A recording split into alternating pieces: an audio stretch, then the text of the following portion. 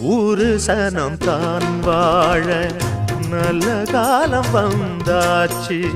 நேத்து வர நாம் பார்த்த துன்பம் யாவும் போயாச்சு.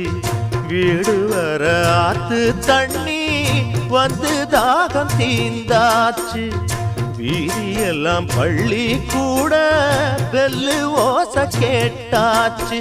இல்லாம இங்க கிடையாது பொல்லாப்பு நம்ம